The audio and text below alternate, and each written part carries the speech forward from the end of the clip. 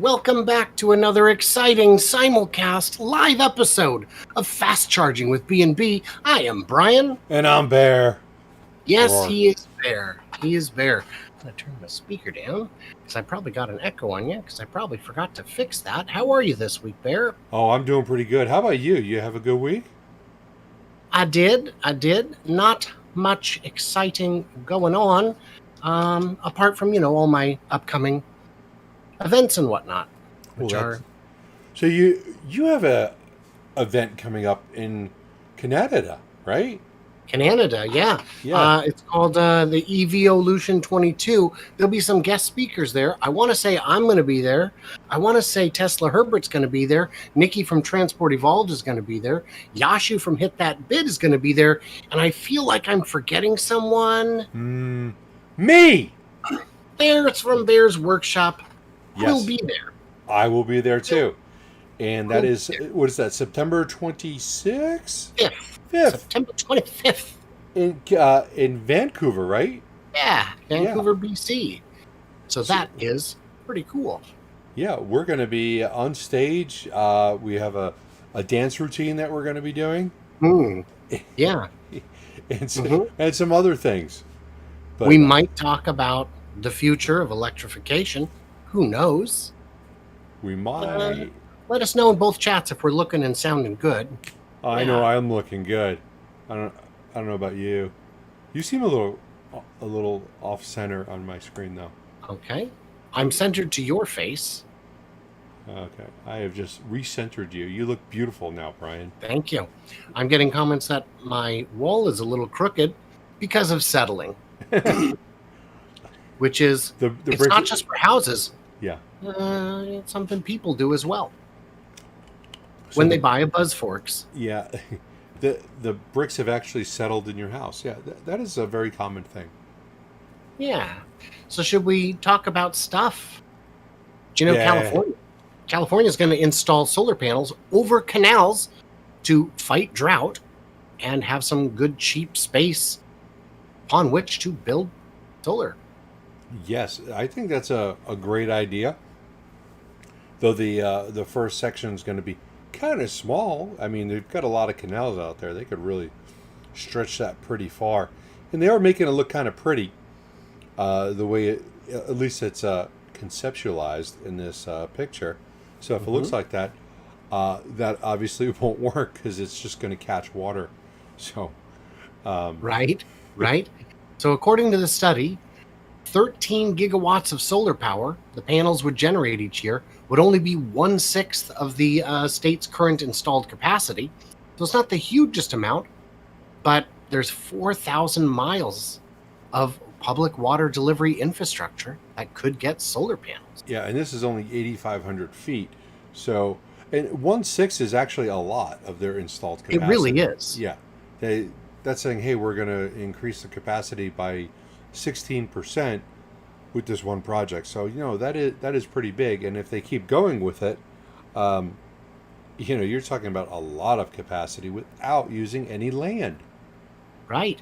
And slowing the evaporation of California's limited supply of water. California's never-ending drought. Has anyone ever done this before? Yeah, of course. India has done this. Of course, their version doesn't look as clean and pretty as California's concept. This looks like they just threw some racks over a canal and went ahead and hooked them up, and now they're supplying power. How long has this one been around? Not long. It is just getting out of the pilot phase. So let's see, 2020. No, that's not right. That's a different number. I'm not sure. You know what? I'll look. This article's from 2020, so. So actually, the inaugural part of it was in April of 2012. Wow. And the initial project was 1 megawatt, but in India, they could do, if they did just 10% of their canals, it would end up being, I had it here somewhere, 2,200 megawatts. 2.2 gigawatts. Yeah. That's a decent amount. More than enough for a time machine. Do you think that this will prevent people from using the canals as bathrooms? I'm going to say, based on these photos, maybe not. Yeah, yeah. But that would be an added benefit, so maybe help with the Yeah, sanitariness of their yeah. That's something waterways. I know they've been working on, is Yes. improving sanitation generally. And for a nation that size, quite a challenge.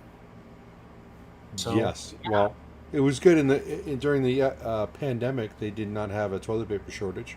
That was good. no, no. If you don't Boy, use it, you can't have a shortage. yeah, Oh, yeah. I am funny, aren't I?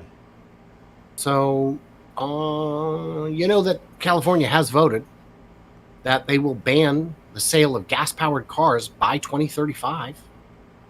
That only includes light-duty vehicles, so your heavy-duty vehicles will still be available. And it doesn't include used vehicles, so you can still Resell them. Yeah. resell them. So And what else gas does will it be around. include? What else does it include? Not include Does it not include what? plug-in hybrids. Oh, really? That's what I got out of this. That you could sell plug-in hybrids. Yeah. Well, I think 2035 is far enough off that we'll have a better picture of what's going on. And there are a lot more pure EV plays out there that I think it'll move the needle significantly. But for some people, a plug-in hybrid, like a Prius running without plugging in, still gets exceptional mileage. So that's still better than nothing. And having the opportunity to plug in even once in a while, because what they really are going to need is chargers at apartments. Yes, they are. Uh, the whole thing about the plug-in hybrid is if you never plugged it in, the car is still going to run. Gas car. The plug is Yeah. optional. So Yeah. Yeah. and you know that we've seen the reports that the plug-in hybrids are the least efficient of all the cars. Are they? Yeah, because people generally don't plug them in. Yeah. Yeah. Yeah. I mean, you're not going to get range anxiety. You're going to go No. use your car. When if I've got to plug in a Tesla, I go and I plug it in because I have to. If you don't plug in your Jeep plug-in hybrid, what happens? You don't have juice. You got You're to like make it. that. Aw shucks, and you run on gas. Well, at least you're getting the regen. Jeff was telling me last week, we were talking, and he was saying that uh, he was going up a mountain pass in a Prius with 4 adults, and the battery runs down real quick doing that. And then you've got this tiny little motor trying to pull you up the hill, which is potentially scary. So with the bans coming, that's good, right? Because did you know a lot of states are going to follow suit? Yeah, some are, some aren't. A total of 15 states have backed California's zero-emission vehicle requirements. Washington, Oregon, Massachusetts, New York, Virginia, some others. So that means a lot of states will be following suit, which is good because I think that means all of them will, right? No, not necessarily. Some of the others, like Missouri, are not on board with this. Uh, Missouri, I think we did an article once where Missouri was one of the lowest ranked EV states in the country. Not far off from North Dakota. They, as far as registrations go, and it just seems like they are not into this at all. On a sad note that has nothing to do with anything, former Soviet President Mikhail Gorbachev has died. Just came Yeah, up I on my did see report. I didn't know that. Yeah, I So- also didn't know he was still alive. Well, I thought he would have been crushed with the weight of Italy on his forehead, but too soon? Too soon? No, because that's an 80s joke. It's fine. Yeah. Well, it wasn't related to his death. No, no. And I'm sure he's heard them all. Yeah, the Missouri Attorney General is running for a Senate seat. He's among a group of Republican Attorney Generals who filed a lawsuit in May seeking to overturn the decision to allow California to set its own emissions. So, Yeah, I don't understand that. Just let them do whatever they want to do.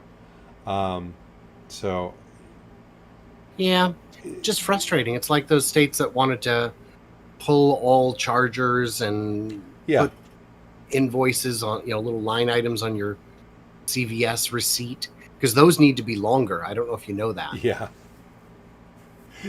I bought a Yeah, I candy went and bought bar a and I got a pack of bump. gum, and the Yeah. good news is I was able to wallpaper my bathroom. Yes. Yes.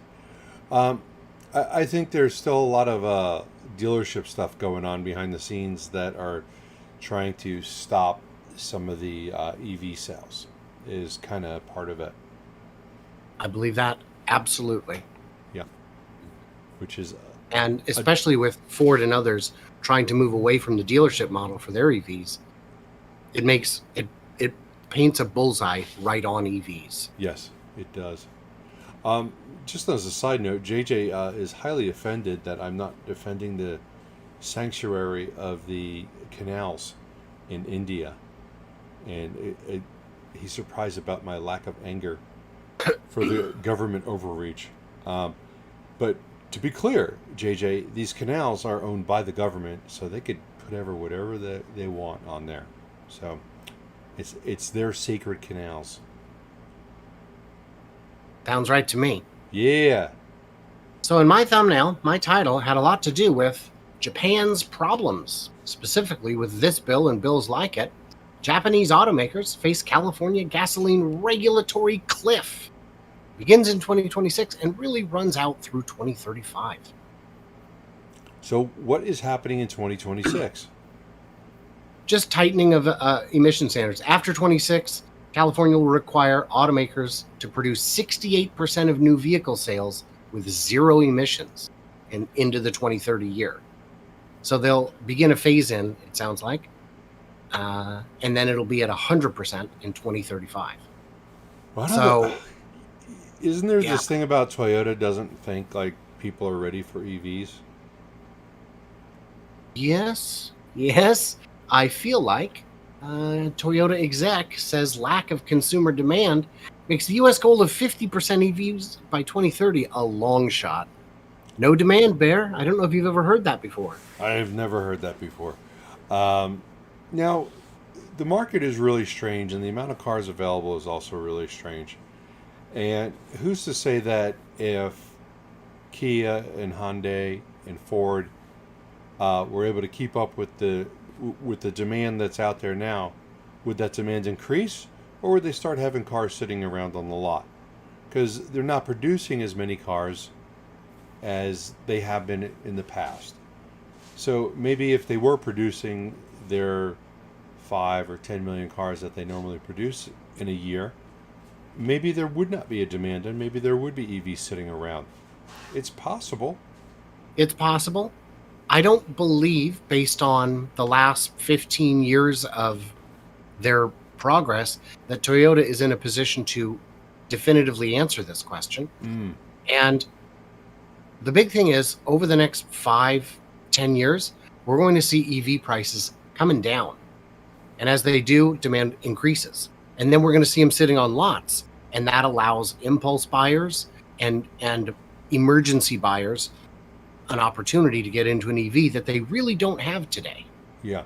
A lot of people will not buy a car and have to wait. Me personally, notoriously never wanted to wait for a car. Before I bought my Tesla, where I had to wait, I think I had bought one car in my life that I had ordered. And I know a lot of people are like that.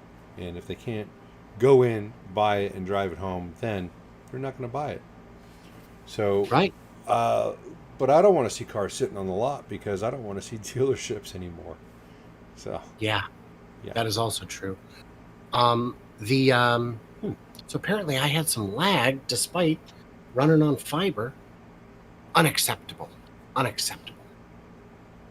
So the next one we've got here, some good news on Honda. Honda and LG, they're going to build a $4.5 billion EV plant in the U.S. How cool is that?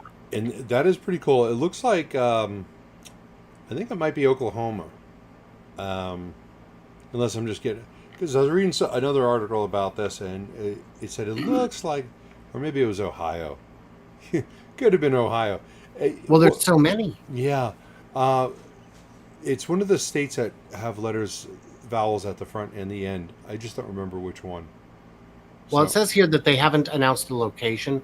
I think it was Panasonic that was debating between Oklahoma and maybe Kansas or something like that, and then decided both. We're going to do both. what the hell? Here's some money. Well, why would they want to build more factories making batteries in the U.S.? Without demand, you would never do that. Without demand, you would never do that. But is there any kind of financial motivation? Oh, Lordy. Yeah, there is. And by the way, the thing about manufacturing in China, the reason it became so attractive 20 years ago is because labor was so cheap. But how much labor do you think goes into making a battery? Far less. It's all machines. Yeah. That is definitely an automated production line, except for the guys loading the hoppers with the raw materials. Right. But considering the volume that comes out of factories like this, the labor cost per cell has got to be very small. Yeah, and the thing is, you're getting a lot of that money back from where else but the government. $35 per kilowatt hour, which is crazy. I think it's crazy. JJ brought up government overreach. I know this is good, and it's actually going to promote something that I'm very much in favor of, which is production in the United States, so that we are not dependent on other countries. So I'm really in favor of that, but $35 per kilowatt hour, that means the price of a battery pack just went down how much? Well, the goal was always to get it to like $100 or less per kilowatt hour, right? Wasn't it right? Right. Yeah, Elon would say that, we want to get to $100 per kilowatt or less. Well, this is a big step towards that because you're taking off $35 per kilowatt. So on a 100 kilowatt battery pack, what's the math? Well, and on 100 kilowatt, you're talking $3,500. Yeah. Failtrain pointed out if the minerals are sourced in free trade countries, it increases to $45 a kilowatt hour. So, which is yeah. So basically, what this is saying is for every car that they build, and this includes Honda, even though they're a foreign car company, if they source all the materials, they build the car in the United States, they're looking at getting $4,500 back. So it's Tesla, whoever builds a car here, their margins just went from that nothing to a little bit now. But this doesn't go straight to them, does it? This is on the customer's rebate, which is a point of sale rebate. Somebody fact check us on that. I'm pretty sure that was part of the customer rebate, not the companies. The biggest benefit from the IRA isn't actually the EV consumer credits. It's the $35 per kilowatt hour support for battery production in the country. I'm not sure. I'm not sure what that's saying. Well, it doesn't really matter. Either way, it makes battery manufacturing in North America good. Jeff did point out that the problem with LG is that they make cube rather than cylinders. LG has a pilot line for 4680s that they will be. So they're just a battery company, man. They'll make whatever you want to buy. Yeah, I'd like my battery pack in my house for my solar panels made. To work. Yeah, to work and not explode. But going back to this, Honda making battery packs in the United States, if they're going to use them in Japan, doesn't qualify, right? Right. And so I'm getting several comments saying, no, that goes to the battery manufacturer. Yeah. Okay. Yeah, wow. That's how I read it. So that's what. Wow. Yeah. So that is a huge government giveaway, but that also is a major incentive for them to make the batteries here in the United States, source the materials from free trade or North American sources. So amazing. It's not the worst thing in the world, but it's a lot of money. It is a lot of It money. is a lot of money. But I think it's exactly what some of these companies needed for a kick in the pants. Yeah. Though I still think that the tax credit for the EVs is just plain stupid right now. Do you think Ford's going to come out with any more trucks? Maybe they'll have a mystery truck. I hope it's an ice cream truck. So this article, unfortunately, does not have any pictures of the mystery truck. That'd be quite a get. And here we are on the verge of news. Yeah, I assume it would be like a Ranger. I'm thinking Ranger or Maverick. Yeah, I think they're going to call them the Thunder. yeah. That's Lightning. kind of funny. No, it makes I'm sense. serious. Because it's probably no. It makes sense because it's probably a little bit slower than the Lightning, and I'm telling you, man, a small truck is what a lot of people can use. When I was in the '90s, I knew a lot of people who had little Rangers and little S10s. Was it the S10? The little pickup? Oh yeah, that was a tiny little. Because they were so cheap and practical if you didn't need more than 2 seats. So that was pretty. And I believe Ford is finally taking it seriously. Stellantis got some ways to go. Their car that they showed was cool, but they probably only have one. Yeah. And it doesn't appear to be a dedicated platform, but just a rebuild, a retrofit of sorts into the existing chassis, body style. I don't know. That body style was different enough that Okay. I thought it was cool, but I don't know if it's the frame and the chassis. I don't know how different that is.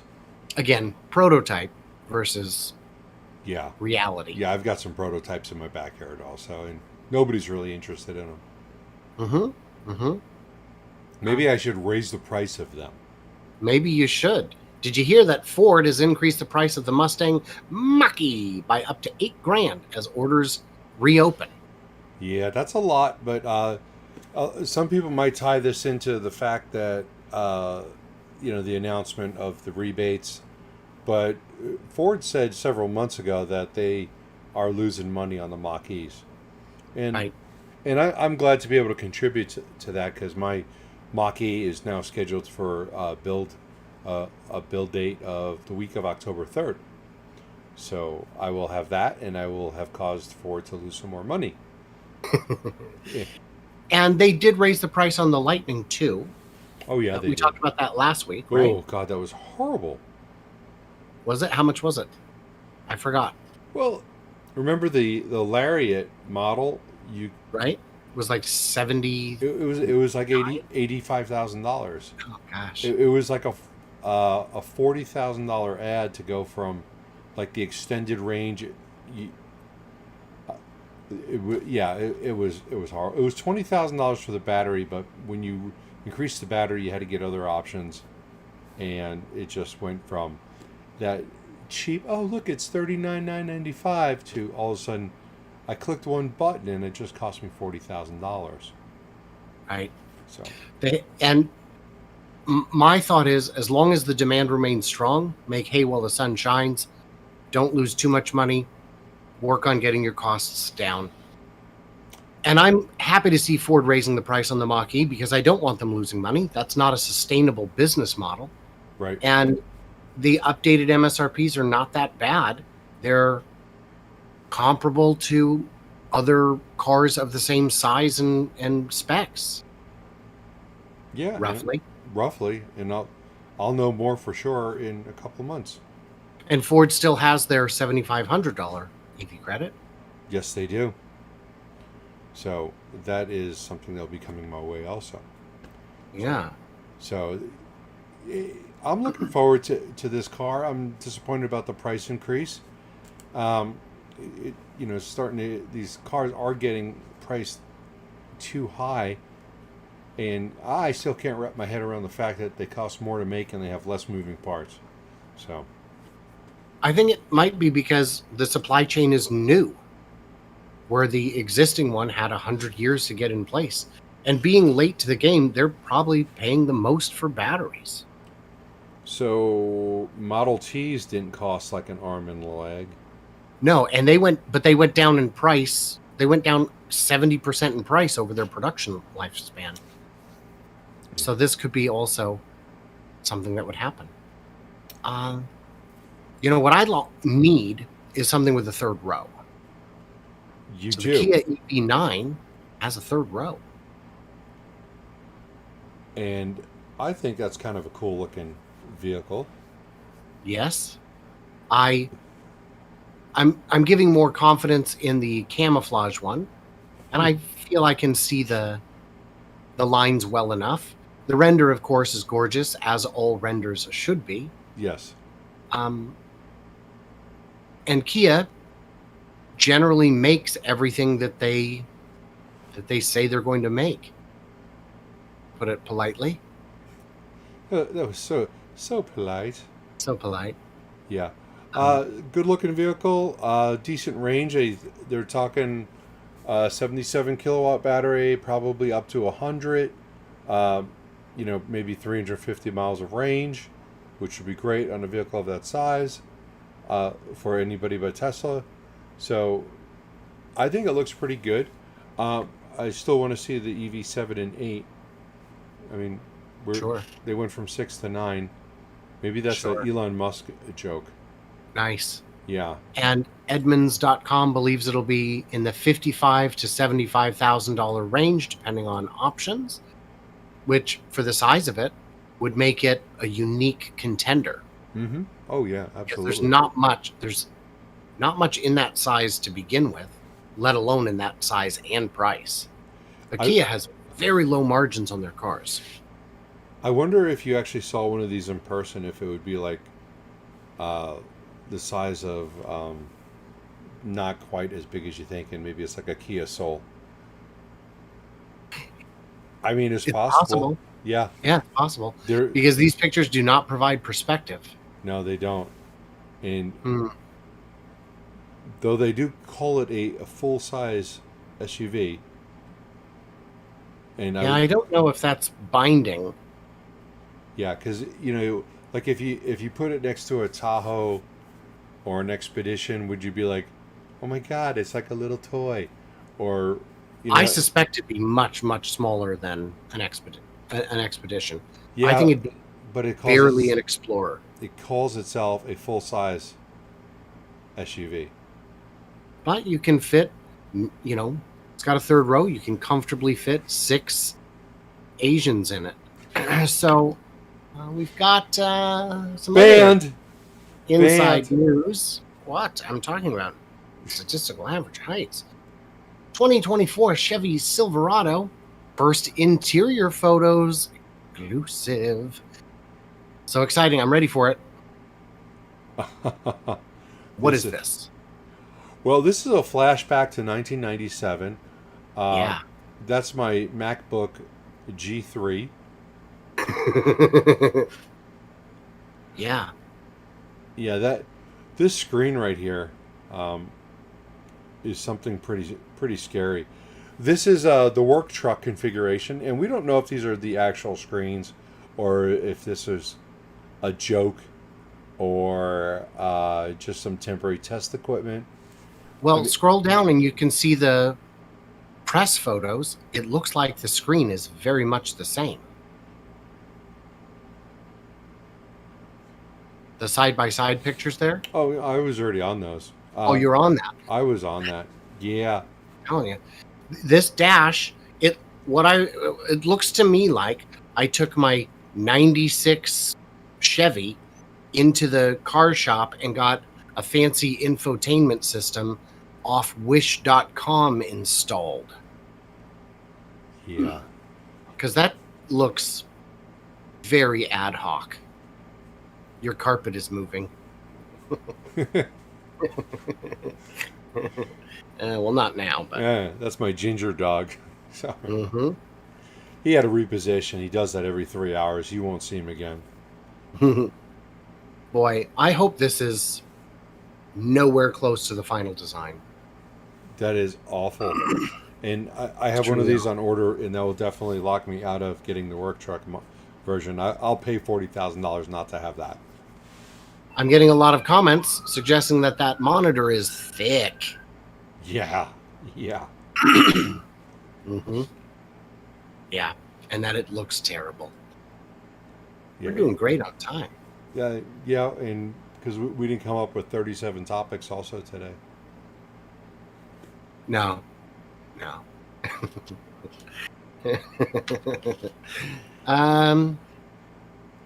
Rivian, go for a bath. Let's play it. Yeah, might as well. I'm going to mute the sound on mine. Yeah, I muted mine also. So Rivian decided, not Rivian, this gentleman decided, I need to get my boat out of the lake, and Rivians do all right in water, apparently. So he made a decision I would not, which is to buy a boat in the first place, and then followed by dunking his R1T. But it works. Did the job. It actually did the job quite well. And to be honest with you, my biggest fear on this, not so much the battery pack, because you know that it's sealed, would have been just losing traction at some point. Because usually when you go into a lake, the ground is not like concrete. It's not smooth. And you're going through dirt, mud, loose rocks. And that's just like... And you don't have full weight. Right.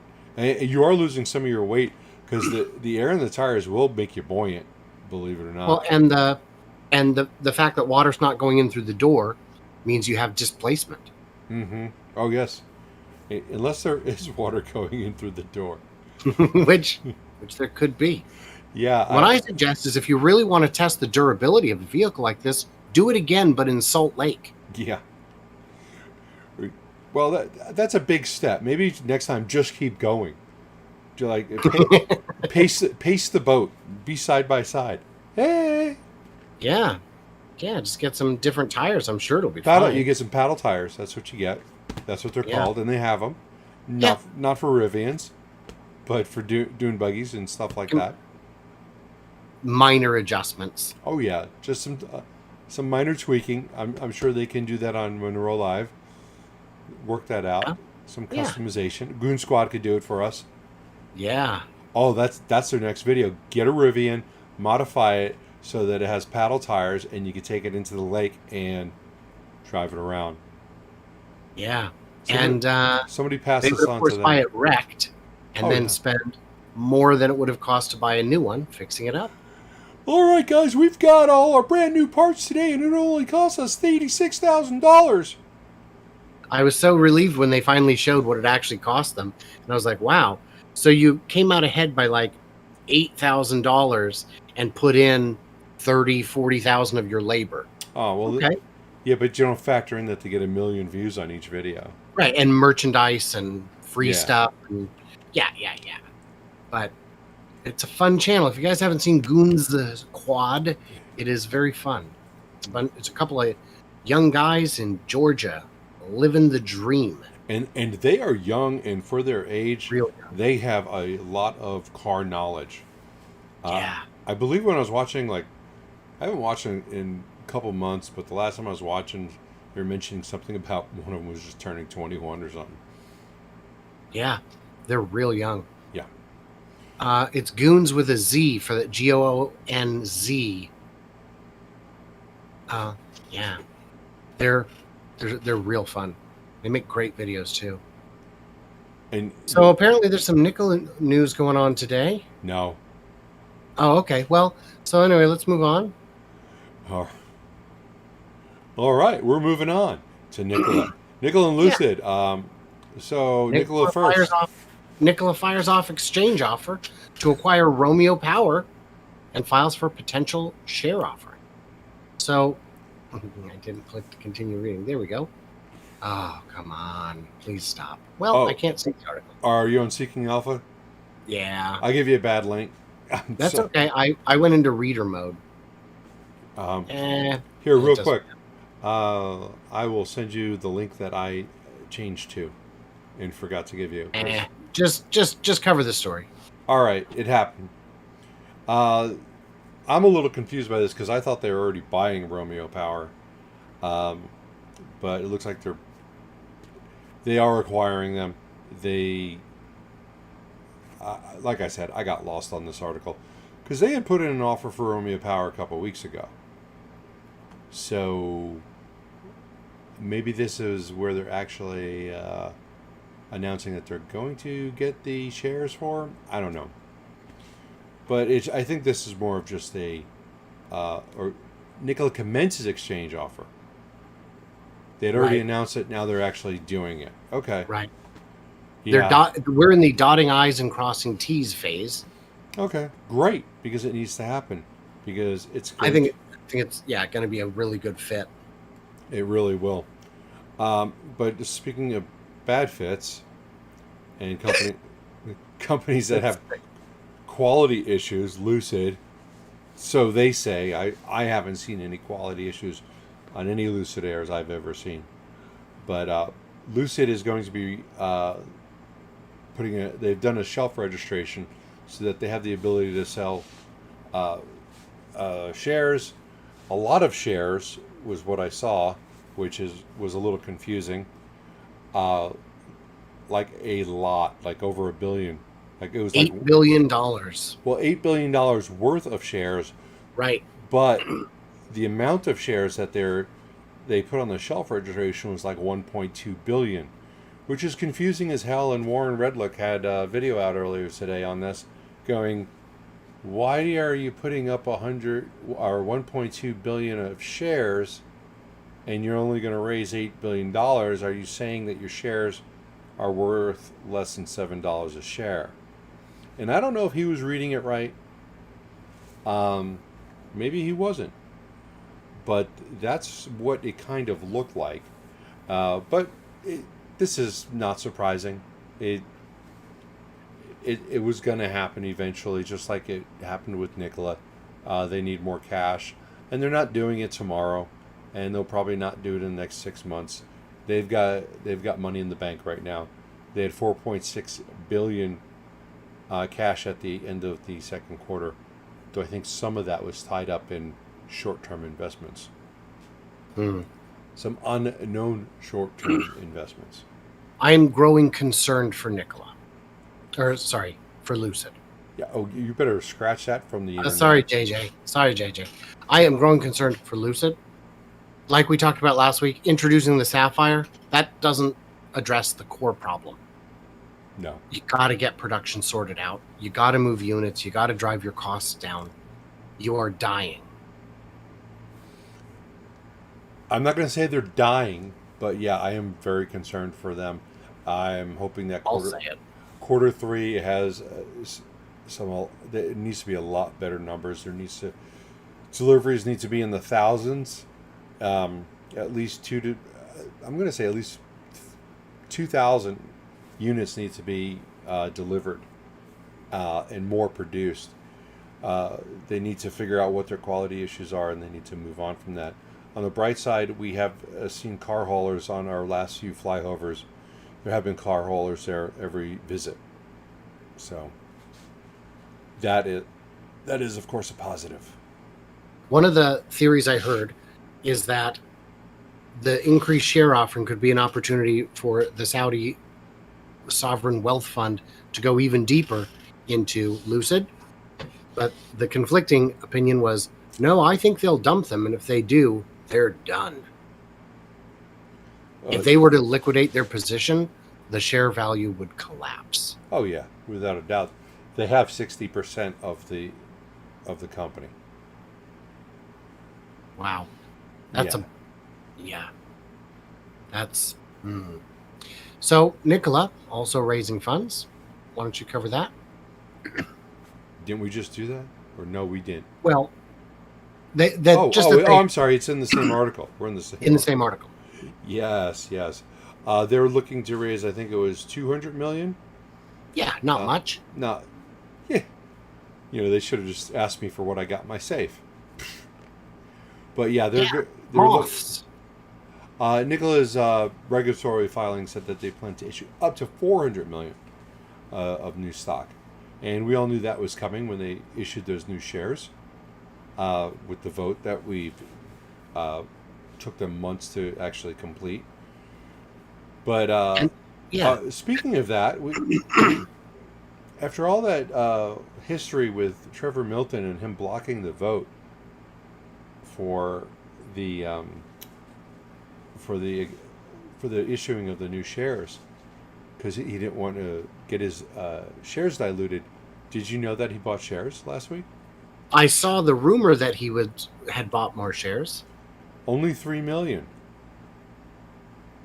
which is a lot. What do you make of it? I'm not sure what to make of it. I certainly don't want to see the man come back, and I know that there's a lot of people who think that, oh yeah, this is great, Trevor's coming back. But he could lose his case and have to give up all of his money no matter what he has. And he bought him at like $5.85 a share, which is great because he sold them off to other people at 70, like in exchange for the land in Utah. But I don't know what to think. Maybe he's trying to increase his position so that he's got a higher more control of the company. Because that's not a big enough percentage, I would argue. I agree. I'm just trying to think of all options. Yeah. Do we know for sure that he bought it, or is it still? No, okay. It's a fact. Interesting.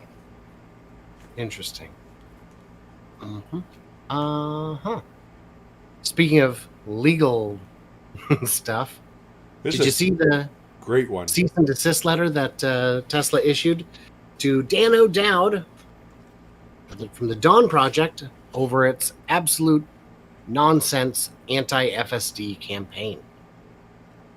Yeah, this Dan O'Dowd guy, he's like the Warren Redlick, but for Tesla, you know. He is out to get Tesla, and he has no problems saying or doing anything. Yeah. And I shouldn't say that about Warren, but this guy is absolutely hates Tesla, just like, you know, Warren hates Lucid. That was a comparison I was making. Right. This guy's an a-hole. He's totally made up stuff. Completely lied on the media that he was on, saying, "Oh, I've got no interest in this. There's nothing in this for me." Meanwhile, he owns a software company that makes full self-driving type software. Oh no. And he works with virtually every car manufacturer, with one notable exception. Would their name start with a T? Yeah. And it doesn't end with Toyota. Or Tato. I don't know if he works with them. Yeah, it's the cease and desist is very factually based. Yeah. It is clearly written by lawyers. And the real problem is, if you look on social media, everyone believed the lies. The lies were so transparent, it even says on the screen, FSD engaged, and you look at the screen, it's not engaged. You can see it's not engaged. And yet the clowns absolutely gobble this stuff up. And then they say, well, yeah, okay, so he got that part wrong, but what about the rest of it? No. When your video is 30 seconds long and it contains a verifiable lie, I don't have to fact check the rest. I can just assume you're being dishonest. Yes. And it was very dishonest. I think Sam Alexander did a video on it, or somebody did, where there is an error or message coming up at the bottom of the screen. And that message is saying that you're accelerating. Right. And full self-driving or autopilot will not work while you're accelerating. I know Dr. Know-It-All went out and recreated as many error messages as he could to try and match it from the incredibly low fidelity video they put out. Jeff pointed out that Warren doesn't make up nonsense and rigged tests. Yeah, Warren's very factual, and I appreciate that. Whereas Dan O'Dowd is clearly making stuff up. We don't know what percentage, and it doesn't matter, because without the made up part, that's the meat of it. That's true. Jeff is saying that Sam's vid video was great, so I believe that you were correct on that one. Yeah. Yeah. I Catch what one I lie, soon they're all lies. Go Yeah. ahead. One of the funny parts of the cease and desist, it's not only a cease and desist, but it's a demand letter because they demanded several things to happen also. So they could have just taken the, stop doing what they're doing, but they also want disclosure of all sources for the funding of the tests, issue a public retraction, and disclose all recognized regulatory agencies that endorse your testing methodology and/or results. So if they don't do this, they've already laid down the groundwork to actually sue them. And I have a feeling that they're not going to handle 3, 4, and 5. No, definitely not. And my question has always been, who is paying for this? And I saw people say, well, Dan O'Dowd's a billionaire. No, he's not. I checked every one of those celebrity net worth sites. He's a millionaire, a multimillionaire. But his ad campaign costs more than millions, and there's no way he put 100% of his net worth into this, of all turds, this one. Somebody want to check to see if these videos were taken down? Yeah, somebody can go check. I'm going to tell you right now, they have not. That would be big news. We would have seen that. I would have thought so too. But in fairness, we generally stop checking the news a good 2 hours before the show so we can prepare. Oh, yes, absolutely. Well, we do. Well, we have to shower and things like that. You shower? Well, with a hose. Duh. Yeah, just grab some of the dog shampoo and you're washing them up. Getting them show ready. Huh? Yeah. So let's move on from that. We're doing great on time. Copper thieves are cutting electric car charging cables and stealing them. Those turds. Yeah. Copper theft has been a problem for a really long time. Yeah. And copper is so far down from its all-time highs. It doesn't matter. It's just easy to get to. Do you know that back in, I think it was 2007, 2008, to maybe somewhere around there, my mom's house was being built, and while it was being built, they came in, they ripped out all the wiring because it was just studs, and all they had to do was cut one end and pull the other, and they ripped out all the wiring. It set the construction back probably about a month, which was horrible. And it's just this seems like such an easy problem to solve. If I buy Sudafed, I've got to show my driver's license, right? Right. Why can't you do the same thing for selling random pieces of copper? Well, and there's only so many of these dealers who are able to buy it. Right. So, that's where you need to go. You need to crack down on them. Yeah. If there's no market, it stops. Yeah, they're not going to start smuggling the copper down to Mexico. No. So. No. That would be poor use resources. Any hydrogen news? Yeah, let's give it a JJ. JJ, we got first something. hydrogen-powered passenger trains are here. And I don't mean here, I mean in Germany. And this is coming at an ideal time, considering the natural gas crunch that's about to begin in Western Europe. And I don't know if you read the specs on this, but they're ideal for the line. They have a range of 1,000 kilometers, 621 miles, meaning they can run the entire day on the network on a single tank of hydrogen. Not bad, not bad. So how much hydrogen does it use, does it say? No. But if it does, I have to count it. Yeah, but it does say 1 kilo of hydrogen fuel can do the same as around 4.5 kilos of diesel. Hydrogen is quite energy dense, and with the efficiency losses from a hydrogen fuel cell are vastly better than the amount of wasted heat and whatnot you get with diesel. You sound a little excited by something that's hydrogen powered. Well, this application makes sense. The Germany desperately needs alternatives to petroleum products right now. And if this, I assume this is still using gray hydrogen, but if it is, they can instantly convert it to, what do we say, blue hydrogen, green hydrogen? Anyway, the good stuff, I think it's the blue. real Blue. And they and because it's on rails, the risk of a crash, which could compromise the hydrogen containment unit, is virtually non-existent. So what do you think of it? No, I think it's pretty cool. I think it's another step to alternative energy that can be used safely, more efficiently, doesn't smell like ass.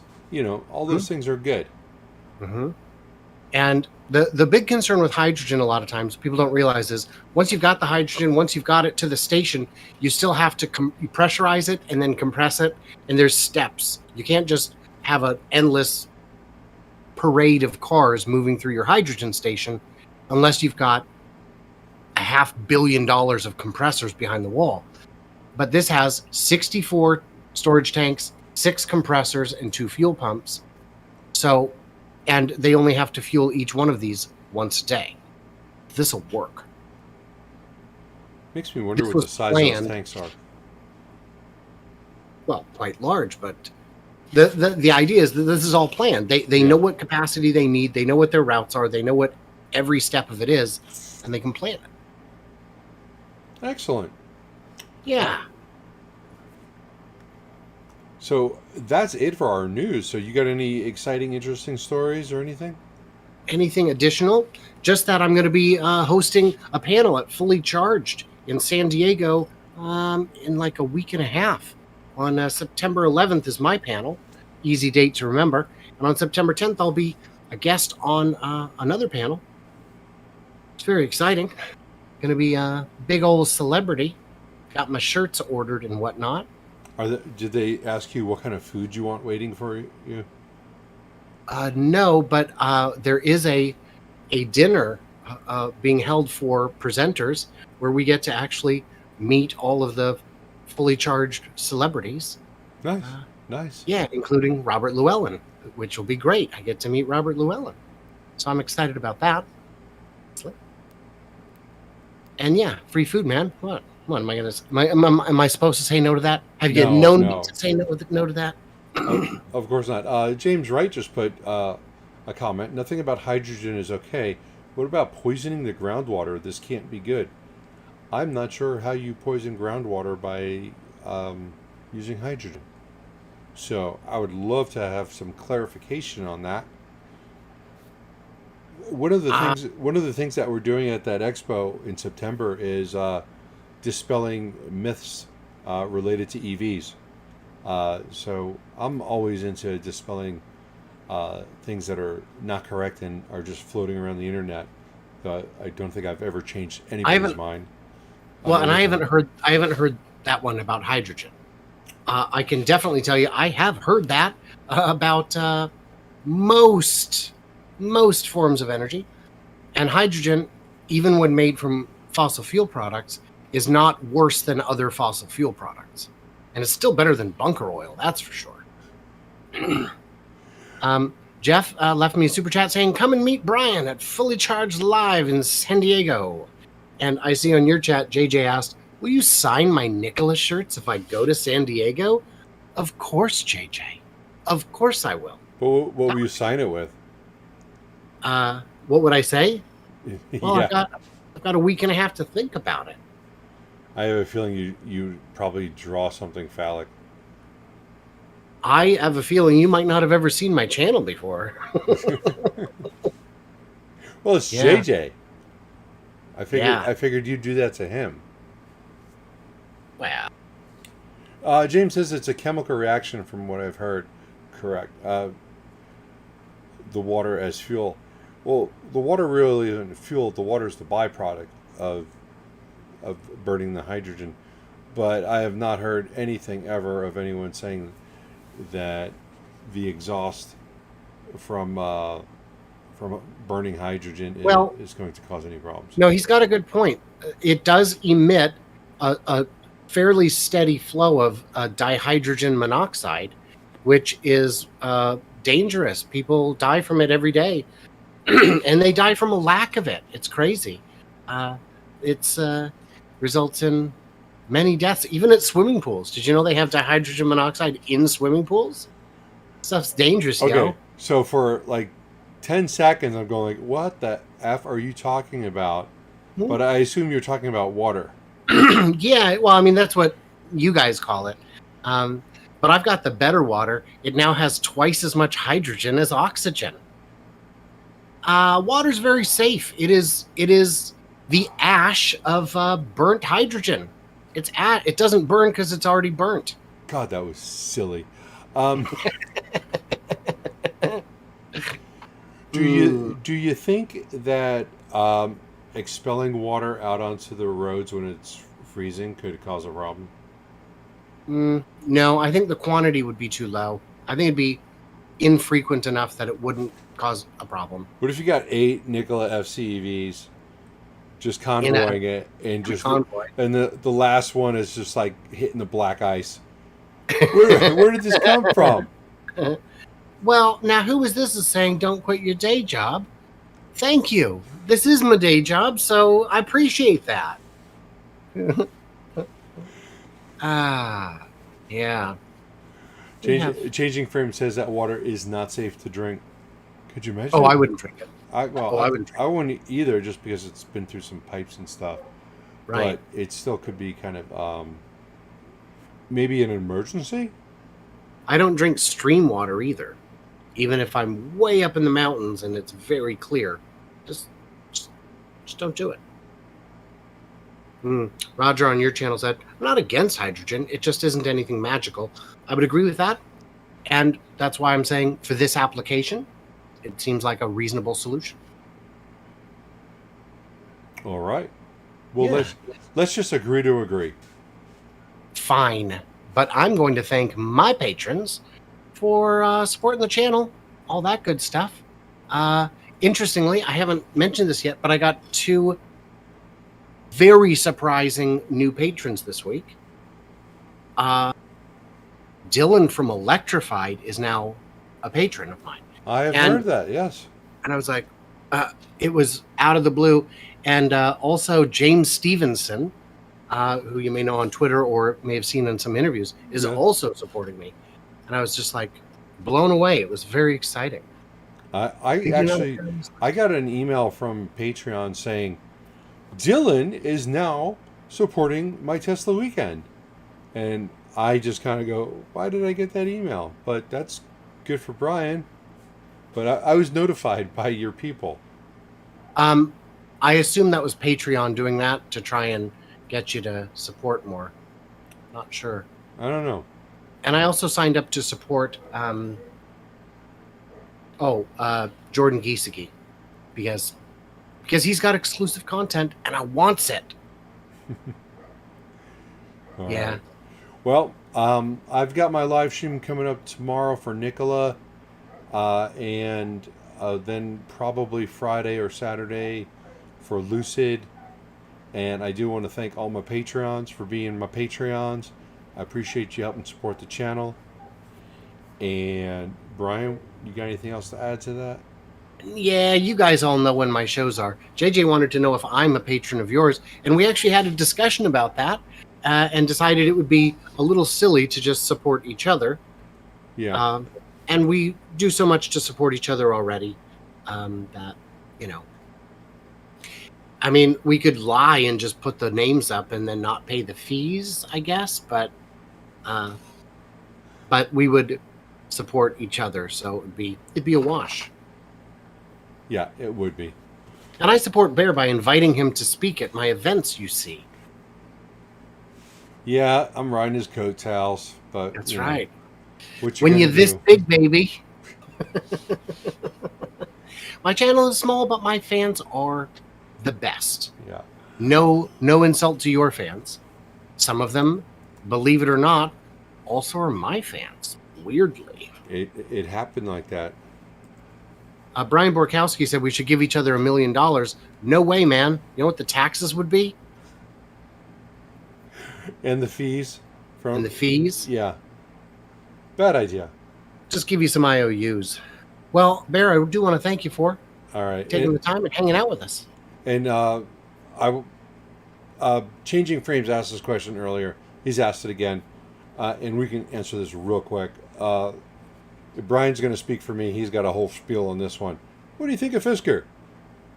Oh, vaporware. It's not going to happen. He's got design experience. He does not have manufacturing or execution experience. He's taken the money and run already once, and he's going to do it again.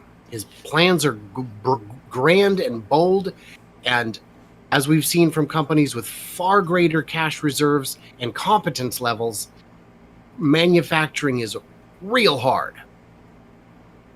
And Henrik is kind of a piece of garbage. Yeah, but that's just a whole nother story. All right, well, I think that's about it for today. I want to thank everyone again. I want to thank Brian, and we are going to be back here next Tuesday with another sustainable energy show, or whatever we're doing.